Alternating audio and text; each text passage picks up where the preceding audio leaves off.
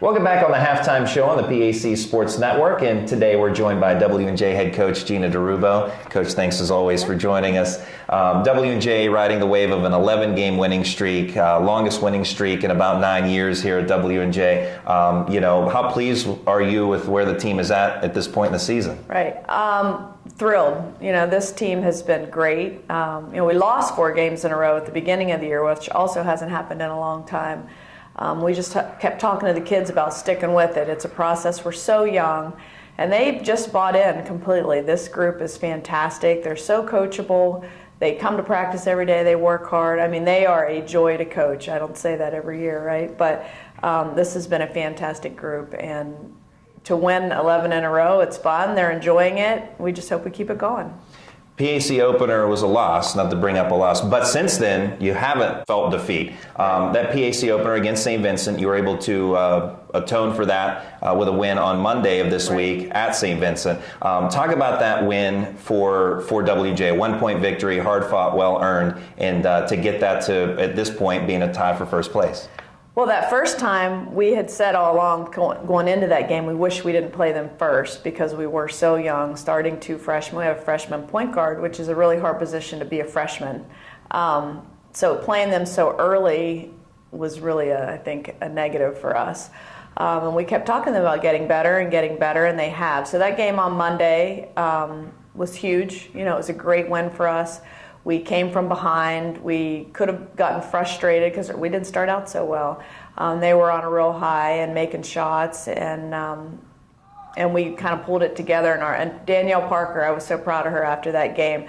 So many times over her career, we talked about this after the game, we've asked her to step up, and she wasn't ready. She would miss a shot or turn it over, and I said to her after the game how proud we were of her that she did it.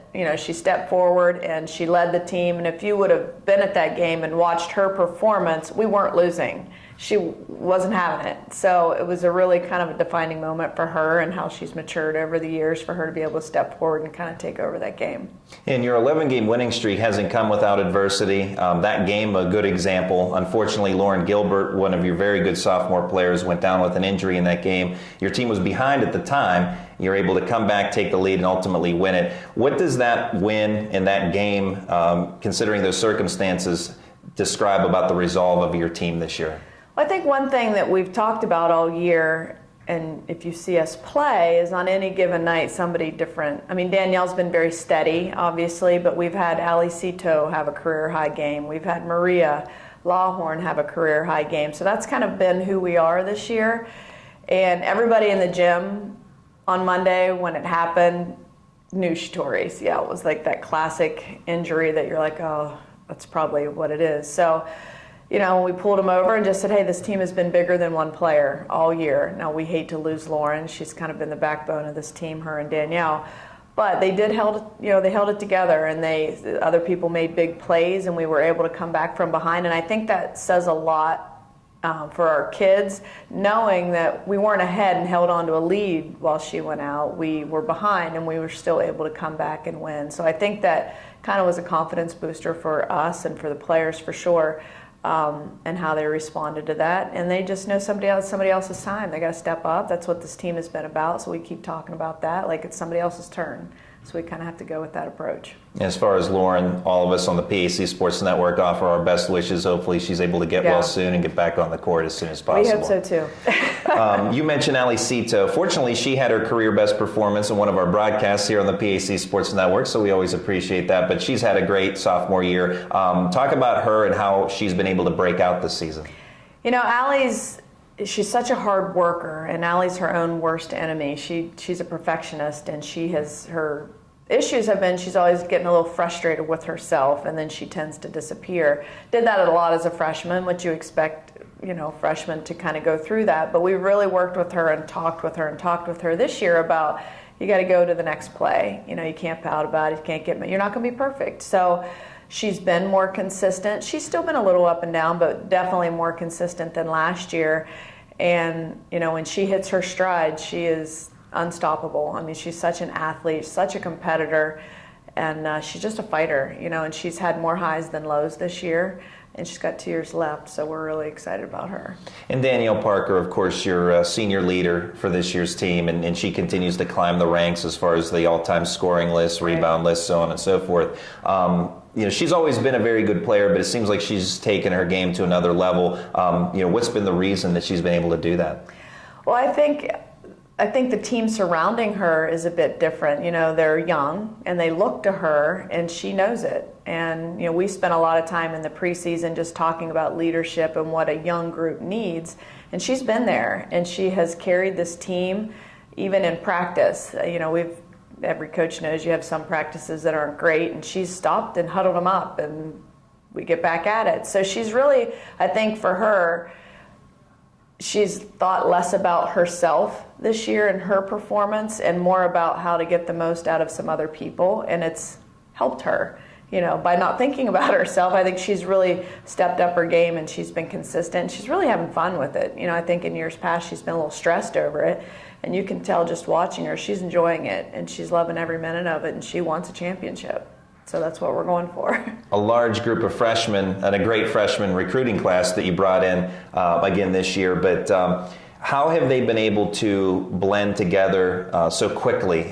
You talked about earlier on in the interview about how they've been able to continually progress as the season's gone along, especially after some of the early losses. How have they been able to do that and really develop that chemistry so quickly? Well, one, they're really good kids, and they work really hard, and some of it is they literally had to grow up because there was no other choice. We have one senior, Jordan Melko's a senior as well, but they're her first year playing, and one junior. So what choice did they have, right? You throw them into the fire and see what happens. So they got a lot of game experience early, and we knew they're gonna make mistakes. We have a freshman point guard, and she's really good, and she's feisty, but she's gonna make mistakes. So we knew as a staff, like, you gotta kind of live through it, work them through it, and just keep going and getting better. So film work and bring kids in one-on-one to say, here, look at this, and they have bought in, and practices are really competitive, which makes your team a lot better. But they're a close group outside of basketball as well. They get along, they enjoy each other, and they're a lot of fun. Freshman point guard, as you talked about, Kylie McKinnon, one of the top assist players in the PAC, very prolific in dishing out the basketball. Tell us a little bit about her, and obviously you have to have a lot of confidence in her to put her out there as a freshman point guard. Yeah, a little nerve-wracking at first, but again, we just said you got to live with her mistakes. She's really fast. I think so for her. She is a fireball, right? She gets after it. So for her, trying to calm her down at times, because she knows one speed. So her and I will watch film and talk about, and even in practice, I make her coach her team in practice, so she can learn what the right shot is, or tempo. So I think she's done a really good job of learning tempo, and she's still learning that. Because she's always the first one. She could always be the first one down the floor. I'm like, sometimes you have to slow down so somebody else can get in front of you.